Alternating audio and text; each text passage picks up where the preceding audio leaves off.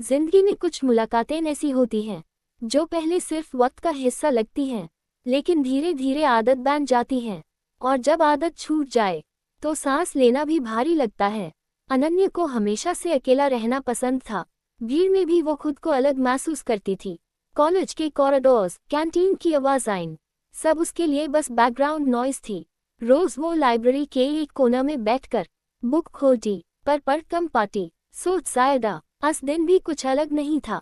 वही शांति, वही खामोशी। तभी किसी ने उसके सामने वाली कुर्सी खींचकर बैठते हुए पूछा, यहाँ बैठना अलाउड है? अनन्या ने सर उठाया। सामने एक लड़का था, सिंपल कपड़े, थकी हुई आंखें और चेहरे पर अजीब सी शांति। हाँ, उसने हल्की आवाज में कहा।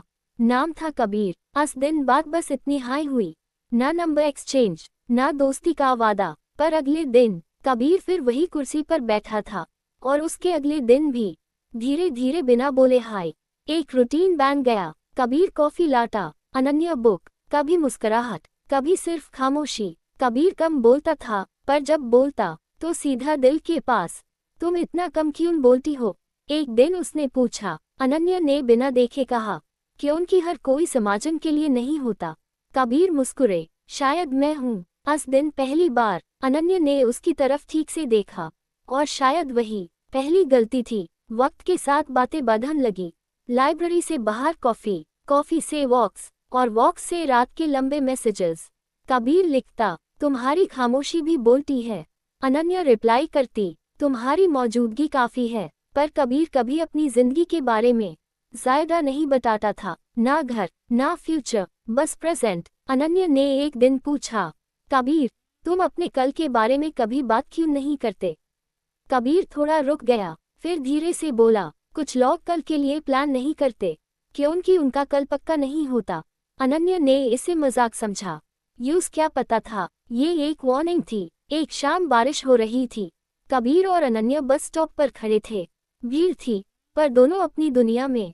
कबीर ने अचानक कहा, अगर मैं एक दिन अचानक चला जाऊं तो तुम याद करोगी? अनन्या हंस पड़ी, ड्रामा बैन करो, ऐसे कौन पूछता है? कबीर कुछ नहीं बोला, बस उसकी तरफ देखता रहा।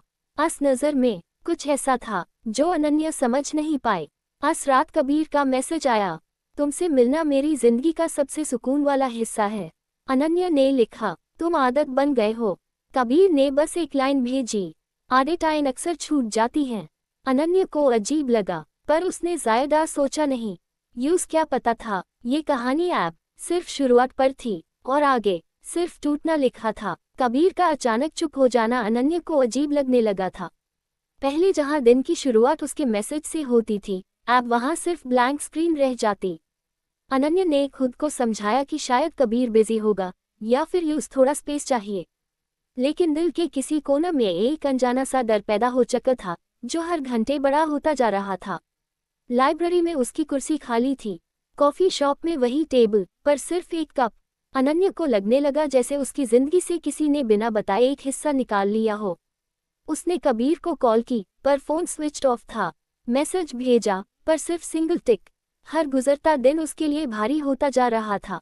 3 दिन बाद कबीर अचानक लाइब्रेरी में दिखा, पहले से ज्यादा कमजोर, पहले से ज्यादा शांत। अनन्या ने यूज देखते हाय खड़े होकर पूछा, तुम ठीक हो?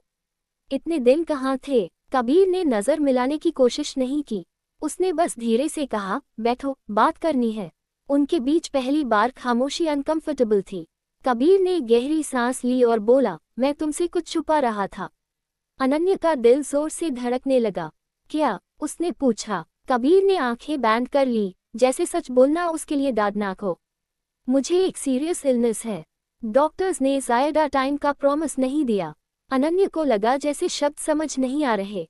तुम मजाक कर रहे हो ना? उसने हंसी में कहा, पर उसकी आंखें भर आई थी।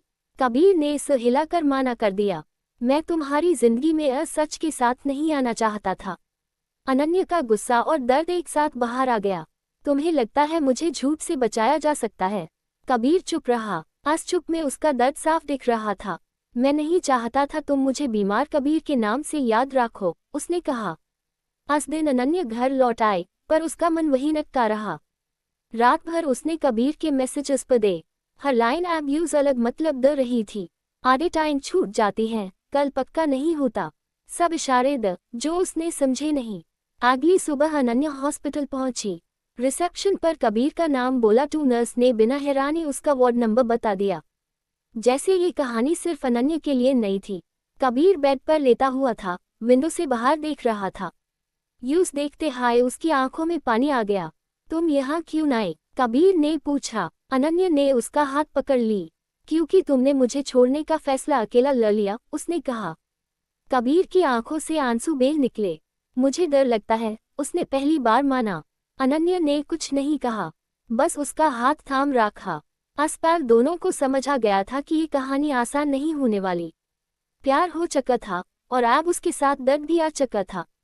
जब अनन्या हॉस्पिटल से निकली, यूस महसूस हुआ कि जिंदगी दो हिस्सों में बैठ चुकी है, एक कबीर से पहले और एक कबीर के सच के बाद। और ये सिर्फ शुरुआत थी। हॉस्पिटल के बाहर निकलते हाय अनन्या को लगा जैसे हवा भी भारी हो गई हो। शीशे के दरवाजे के आस पार कबीर का चेहरा उसके दिमाग में बार बार उभार रहा था। उसकी कमजोर मुस्कुराहट, उसकी आंखों का डर और वो सच जो अब अनन्या की जिंदगी का हिस्सा बन चुका था। वो घर पहुंची, पर घर जैसा कुछ महसूस नहीं हुआ। सब कुछ वही था, पर उसके अंदर सब बदल चुका था। रात भर अनन्या सो नहीं पाए। कबीर के साथ बिताए हर पल को याद करते हुए यूं समझा रहा था कि प्यार सिर्फ खुशी का नाम नहीं होता। कभी कभी प्यार का मतलब होता है दर्द को भी बिना शर्त अपना लेना। सुबह होने से पहले हाय उसने एक फैसला कर लिया था। अगली शाम अनन्या फिर हॉस्पिटल पहुंची। इस बार उसके हाथ में कोई सवाल नहीं था, सिर्फ एक साफ इरादा था। कबीर बेड पर बैठा कुछ लिख रहा था। अनन्या को देखकर वो थोड़ा घबरा गया। तुम फिर आ गई? उसने पूछा। अनन्या ने शांत आवाज में कहा, हाँ, क्योंकि तुम अकेले ये सब नहीं झेल सकते। कबीर ने नजर झुका ली। तुम्हें यहाँ नहीं रहना चाहिए अनन्या, मैं तुम्हारी जिंदगी बोझ नहीं बनाना चाहता। अनन्या ने कुर्सी खींचकर उसके पास बैठते हुए कहा, तुम बोझ टैब होते जब मैं तुम्हें जबरदस्ती झेल रही होती। मैं यहाँ अपनी मर्जी से हूँ। कबीर कुछ देर चुप रहा, फिर धीरे से बोला, मुझे डर है। मैं स्ट्रॉन्ग बनने की एक्टिंग कर लेता हूँ, पर सच ये है कि मुझे हर दिन लगता है मैं हार रहा हूँ। उसकी आवाज़ पहली बार इतनी कमजोर थी। अनन्या ने उसका हाथ पकड़ ली। तो हाथ से पहले साथ रहना सीख लो, उसने कहा। आज दिन के बाद अनन्या का रूटीन बदल गया। कॉलेज के बाद सीधा हॉस्पिटल, फिर रात को घर। कबीर के ट्रीटमेंट के साथ साथ उसके मूड, उसकी थकान, उसकी छोटी छोटी खुशियों का भी ख्याल रखना अनन्या की आदत बन गया। कबीर पहली बार महसूस कर रहा था कि कोई उसके दर्द से भाग नहीं रहा। कबीर कभी कभी चिड़चिड़ा हो जाता, कभी बिना बात गुस्सा कर देता। अनन्या चुपचाप से लेती। यूस पता था ये गुस्सा बीमारी का नहीं, डर का नतीजा था। एक दिन कबीर ने अचानक कहा, तुम अपनी जिंदगी बर्बाद कर रही हो। अनन्या ने बिना सोचे जवाब दिया, अगर तुम साथ हो तो ये बर्बादी नहीं है। उनके बीच प्यार अब खामोश था, पर गहरा। ना बड़े वादे, ना फ्यूचर के सपने, सिर्फ आज का दिन। कबीर ने अनन्या से कभी शादी या साथ रहने की बात नहीं की, और अनन्या ने कभी पूछा नहीं। दोनों जानते कि कुछ सवालों के जवाब मिलना मुश्किल होता है। एक शाम कबीर ने कहा, अगर मैं ठीक हो गया तो? अनन्या ने मुस्कुराते हुए कहा, तो हम कॉफी पे जाएंगे, बिना हॉस्पिटल के स्मेल के। कबीर पहली बार दिल से हंसा, पर इस हंसी के पीछे दोनों सच जानते थे। डॉक्टर्स की रिपोर्ट्स उतनी अच्छी नहीं थी। अनन्या ने ये बात कबीर से छुपा कर रखी, जैसे कबीर ने कभी उससे सच छुपाया था। ए फ्लैट दोनों एक दूसरे को दर्द से बचाने की कोशिश कर रहे थे। रात के वक्त कबीर ने धीरे से कहा, अगर मैं एक दिन चुपचाप चला जाऊं? अनन्या ने उसकी बात काट दी। तब तक मैं यही हूं, उसने कहा। कबीर ने उसका हाथ जोर से पकड़ ली। आसपास दोनों को पता था कि ये साथ रहना हाय सबसे मुश्किल और सबसे जरूरी फैसला था। कबीर की तबीयत धीरे धीरे गिरने लगी थी, पर वो अभी भी अनन्या के सामने स्ट्रॉन्ग बनने की कोशिश करता था। हर बार जब अनन्या हॉस्पिटल आती, वो मुस्कुराता, जैसे सब ठीक हो। लेकिन अनन्या इस मुस्कुराहट के पीछे छुप दर्द को अब पहचान चुकी थी। उसकी आंखों के नीचे बढ़ते डार्क सर्कल्स, उसकी सांस की थकान और उसकी बातों में आई हुई खामोशी सब कुछ कह रही थी। अनन्या ने अपनी जिंदगी को पूरी तरह कबीर के आसपास घुमा लिया था। कॉलेज, दोस्त, घर सब पीछे छूट गया। कबीर हाय उसका दिन था और कबीर हाय उसकी रात। लेकिन कबीर को ये सब पसंद नहीं आ रहा था। यूस लगने लगा था कि अनन्या अपना सब कुछ उसके लिए कुर्बान कर रही है, और ये सोच यूस अंदर से तोड़ रही थी। एक दिन जब अनन्या हॉस्पिटल पहुंची, कबीर अनयूजुअली चुप था। उसने अनन्या से आंख नहीं मिलाई। अनन्या ने पूछा, आज बात क्यों नहीं कर रहे? कबीर ने धीरे से कहा, तुम थक नहीं जाती? अनन्या को सवाल अजीब लगा। किस बात से? कबीर ने गहरी सांस ली। मुझसे। अनन्या को लगा जैसे किसी ने उसके सीने पर जोर से हाथ रख दिया हो। तुम ऐसा क्यों कह रहे हो? कबीर ने पहली बार कड़क आवाज में बोला, क्योंकि मैं नहीं चाहता कि तुम मेरी वजह से अपनी जिंदगी भूल जाओ। अनन्या ने आंसुओं के साथ कहा, तुम मेरी जिंदगी का हिस्सा हो, बोझ नहीं। कबीर का सब्र टूट गया। तुम समझ नहीं रही हो अनन्या, मैं ठीक नहीं होने वाला। और जब मैं चला जाऊंगा, तुम्हारे पास सिर्फ यादें रह जाएंगी। अनन्या की आंखों से आंसू बहने लगे। और अगर मैं चली गई तो तुम्हारे पास क्या रहेगा? उसने पूछा। कबीर चुप हो गया। आज रात अनन्या पहली बार हॉस्पिटल से रोती हुई निकली। घर पहुंचकर उसने कबीर के सारे मैसेजेस पढ़े। हर लाइन में प्यार था, पर हर लाइन में अलविदा भी छुपा था। कबीर उससे धीरे धीरे दूर धकेल रहा था, ताकि उसका जाना थोड़ा आसान हो जाए। अगली सुबह डॉक्टर ने अनन्या को अलग से बुलाया। रिपोर्ट्स उसके हाथ में थी और चेहरे पर सीरियसनेस। हमें फैमिली को बुलाना चाहिए, डॉक्टर ने कहा। अनन्या ने पूछा, कितना वक्त? डॉक्टर ने सीधा जवाब नहीं दिया। ज्यादा नहीं। अनन्या का दिल बैठ सा गया। वो जानती थी ये पैलाने वाला था, पर जब सच सामने खड़ा होता है तो तैयारी भी कम पड़ जाती है। उसने कबीर को ये बात नहीं बताई। वो उसकी आंखों में डर और नहीं देखना चाहती थी। कबीर को अनन्या की खामोशी महसूस होने लगी। एक शाम उसने कहा, तुम मुझसे कुछ छुपा रही हो। अनन्या ने झूठी मुस्कुराहट के साथ कहा, नहीं, बस थोड़ी थक गई हूँ। कबीर ने उसका चेहरा हाथ में लेकर कहा, झूठ मत बोलो।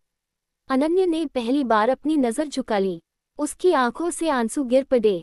कबीर सब समझ गया। सच और बुरा है ना? उसने धीरे से पूछा। अनन्या ने सर हिला दिया। कबीर ने आंखें बंद कर ली। अस्पताल दोनों के बीच एक अजीब सी दूरी आ गई। ना इसलिए कि प्यार कम हो गया था, बल्कि इसलिए क्योंकि प्यार बहुत ज्यादा हो गया था। दोनों एक दूसरे को बचाना चाहते थे, पर दोनों हाय भी बस थे। रात को कबीर ने कहा, शायद तुम्हें थोड़ा दूर रहना चाहिए। अनन्या ने पहली बार उसकी बात का विरोध नहीं किया। वो जानती थी ये दूरी प्यार की कमी नहीं, बल्कि प्यार का सबसे मुश्किल रूप थी। अनन्या ने कबीर से दूर रहने का फैसला मान तो लिया था, पर उसका मतलब ये नहीं था कि उसका दिल मान गया हो। हॉस्पिटल के गेट के बाहर खड़े होकर उसने कई बार पीछे मड़कर देखा, जैसे कबीर अभी बुला लेगा, पर गेट बंद हाय रहा। वो वापस लौट आए, पर उसका मन वही छूट गया। घर आकर अनन्या पहली बार महसूस कर रही थी कि कमरा इतना खाली कब से हो गया। पहले जब वो थकी हुई आती थी, कबीर का एक मैसेज काफी होता था। ए फ्लैट फोन साइलेंट था। हर वाइब्रेशन पर दिल उछल जाता, पर स्क्रीन पर सिर्फ नोटिफिकेशंस होते। कबीर का नाम कहीं नहीं होता। कबीर भी चैन में नहीं था। अनन्या के बिना हॉस्पिटल का कमरा यूं ज्यादा छोटा लगने लगा था। जो कुर्सी हमेशा उसके पास रहती थी, अब खाली थी। उसने नर्स से पूछा, आज वो नहीं आई? नर्स ने सिर हिला दिया। कबीर ने विंडो की तरफ देख ली, जैसे आंसुओं को किसी और दिशा में भेजना चाहता हो। आज रात कबीर ने अनन्या को एक लंबा मैसेज लिखा, पर भेजा नहीं। उसने लिखा था कि यूं डर लग रहा है कि उससे अनन्या की आदत हो चुकी है, और बिना उसके सब कुछ ज्यादा मुश्किल लग रहा है। फिर उसने सब डिलीट कर दिया। उसने खुद से कहा कि दूरी हाय बेहतर है। अनन्या ने भी कई बार कबीर को कॉल करने का सोचा, पर हर बार रुक गई। यूस याद था कबीर का चेहरा जब उसने दूर रहने की बात कही थी। वो उसकी आंखों में दर्द नहीं देखना चाहती थी, पर इस दर्द से भागना भी मुश्किल था। 2 दिन बाद डॉक्टर ने अनन्या को फोन किया। कबीर की कंडीशन अनस्टेबल है, उन्होंने कहा। अनन्या का हाथ कांपते हुए फोन से फिसल गया। उसने बिना कुछ सोचे हॉस्पिटल का रुख किया। इस वक्त यूज ना वादा याद था, ना दूरी, सिर्फ कबीर। कबीर यूज देखकर हैरान रह गया। तुम क्यों ना आई? उसने कमजोर आवाज में पूछा। अनन्या ने आंसुओं के साथ कहा, क्योंकि मैं तुम्हें ऐसे नहीं छोड़ सकती। कबीर ने आंखें बंद कर ली। तुम्हें यह नहीं होना चाहिए, उसने धीरे से कहा। मैं टूट जाऊंगा। अनन्या ने उसका हाथ पकड़ ली। मैं भी टूट रही हूँ, उसने सच बोला। कबीर ने उसका हाथ धीरे से छुड़ा लिया। इसलिए जाओ, उसने कहा। मुझे अकेले जाने दो। वो पल अनन्या के लिए सबसे मुश्किल था। प्यार को छोड़ना उसके बस में नहीं था, पर कबीर का फैसला भी वो तोड़ नहीं सकती थी। वो बिना कुछ बोले पलट गई। उसने पीछे मड़कर नहीं देखा, क्योंकि अगर देखती तो शायद रुक जाती।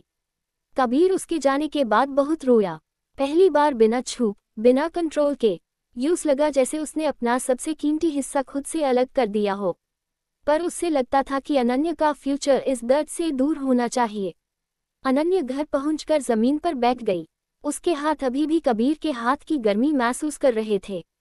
उसने खुद से पूछा, क्या प्यार का मतलब हमेशा साथ रहना होता है? जवाब नहीं मिला। रात को अनन्या को कबीर का एक मैसेज मिला। सिर्फ एक लाइन थी, खुद का ख्याल रखना। इस लाइन में जितना प्यार था उतना हाय अलविदा भी। अनन्या ने रिप्लाई नहीं किया। कुछ जवाब ऐसे होते हैं जो लिखे नहीं जा सकते। दोनों जानते कि ये सेपरेशन सिर्फ दूरी नहीं थी, ये एक तैयार किया हुआ अलविदा था। और सबसे दर्दनाक बात ये थी कि दोनों ये अलविदा प्यार से डर रहे दस्यूबा का वक्त था, पर अनन्या के लिए हर चीज रात जैसी लग रही थी। आंखें खुली थी, पर नींद जैसे कहीं खो गई थी। फोन उसके हाथ में था, स्क्रीन पर कबीर का लास्ट मैसेज अभी भी चमक रहा था। खुद का ख्याल रखना, सिर्फ 4 शब्द, पर इनमें पूरी कहानी बैंड थी। अनन्या जानती थी कि कबीर ने ये मैसेज अलविदा के लिए लिखा था, पर उसका दिल इसे मानने को तैयार नहीं था। 2 दिन बीत गए, कबीर का कोई फोन नहीं आया। अनन्या ने खुद को संभाला, रोज के काम किए, पर हर पल उसका मन हॉस्पिटल की तरफ भागता रहा। तीसरे दिन सुबह उसके फोन की घंटी बजी। स्क्रीन पर हॉस्पिटल का नंबर था। उसके हाथ कांप गए। कॉल उठाने से पहले हाई यूज पता था, कुछ बदल चुका है। अनन्या, डॉक्टर की आवाज भारी थी, कबीर अब नहीं रहा। अस्पताल अनन्या के लिए वक्त रुक गया। आवाज का मतलब उसके दिमाग तक पहुंचने में कुछ सेकंड्स लगे। ए फ्लैट नहीं रहा, जैसे शब्द हाई गलत थे। कबीर का नाम उनके साथ फिट नहीं होता था। फोन उसके हाथ से गिर गया। वो जमीन पर बैठ गई, पर आंसू नहीं आए। शायद दर्द इतना गहरा था कि आंसू भी रास्ता भूल गए थे। हॉस्पिटल पहुंचकर सब कुछ अजीब सा लग रहा था। वही कॉरिडोर, वही स्मेल, पर कबीर की आवाज नहीं थी। उसका कमरा खुला था, बेड साफ था, जैसे कभी कोई था हाय नहीं। अनन्या धीरे से बेड के पास बैठ गई। उसने चादर को हाथ लगाया, जैसे वहां अब भी कबीर की गर्मी होगी, पर वहां सिर्फ ठंड थी। नर्स ने अनन्या को एक एनवलप दिया। कबीर ने कहा था, अगर तुम आओ तो ये तुम्हें दे देना। अनन्या के हाथ फिर से कान लगे। एनवलप पर उसका नाम था, कबीर की हैंडराइटिंग में। उसने लेटर बाहर निकला। अनन्या, अगर तुम ये पढ़ रही हो तो मैं अपना डर हार चुका हूँ। मुझे पता है तुम रो रही होगी या शायद चुप होगी। दोनों हाय हालत में मैं तुमसे एक बात कहना चाहता हूँ। तुम मेरी जिंदगी का सबसे खूबसूरत हिस्सा थी। मैं तुम्हें अपनी मौत का बोझ नहीं देना चाहता था, इसलिए दूर रहने को कहा। ये मेरी कमजोरी थी, प्यार नहीं। अगर तुम कभी खुद को अकेला महसूस करो तो याद रखना, किसी के लिए तुम पूरी दुनिया हो चुकी हो। अनन्या लेटर से नजर हटा नहीं पाए। हर शब्द उसके दिल के अंदर जाकर रुक गया। उसने महसूस किया कि कबीर ने यूं सच में छोड़ दिया था, बिना किसी शिकायत के, बिना किसी शोर के। अंतिम सांस के वक्त अनन्या भीड़ में खड़ी थी, पर बिल्कुल अकेली। लोग आ जा रहे थे, पर उसके लिए दुनिया वही रुक गई थी। जब आखिरी बार कबीर का चेहरा दिखा, अनन्या ने आंखें बंद कर ली। वो यूं इस रूप में याद नहीं रखना चाहती थी। उसके लिए कबीर हमेशा लाइब्रेरी वाली कुर्सी पर बैठा रहेगा, हल्की सी मुस्कुराहट के साथ। महीने बीत गए, जिंदगी वापस चलने लगी, पर अनन्या के लिए सब कुछ धीरे था। वो फिर से लाइब्रेरी जाने लगी। वही कोना, वही कुर्सी। कबीर की कुर्सी अब भी खाली रहती थी। कभी कभी यूज लगता, अगर वो पलट कर देखेगी तो कबीर वहीं बैठा होगा, पर हर बार सिर्फ खामोशी होती। एक दिन अनन्या ने कॉफी शॉप में 2 कप्स मंगाए, एक अपने लिए, एक कबीर के लिए। दूसरा कप छुआ भी नहीं। वो मुस्कुराई, पर आंखें भर आए। उसने कप को साइड में रख दिया। कबीर चला गया था, पर उसका प्यार नहीं। वो अनन्या की आदत में, उसकी खामोशी में, और हर अस्पताल में जिंदा था जहां अनन्या ने कभी बिना बोले महसूस किया था। कुछ कहानियां मिलकर पूरी नहीं होती, कुछ सिर्फ यादों में जीती हैं। दोस्तों, कुछ कहानियां मिलकर पूरी नहीं होती, और कुछ रिश्ते वक्त से पहले खत्म हो जाते हैं। कबीर चला गया, पर उसकी यादें अनन्या के साथ रह गई। हर खामोशी में, हर खाली कुर्सी में, और हर अधूरी कॉफी में। शायद प्यार का मतलब हमेशा साथ रहना नहीं होता। कभी कभी प्यार का मतलब होता है बिना शोर के अलविदा कह देना। अगर इस कहानी ने आपके दिल को छुआ हो तो वीडियो को लाइक जरूर करिए। कमेंट करके बताएं आपको सबसे ज्यादा कौन सा पल महसूस हुआ। और ऐसी हाई इमोशनल कहानियों के लिए चैनल को सब्सक्राइब करना ना भूलें। वीडियो को अपने दोस्तों के साथ शेयर करिए, शायद किसी को इस कहानी में अपनी कहानी मिल जाए।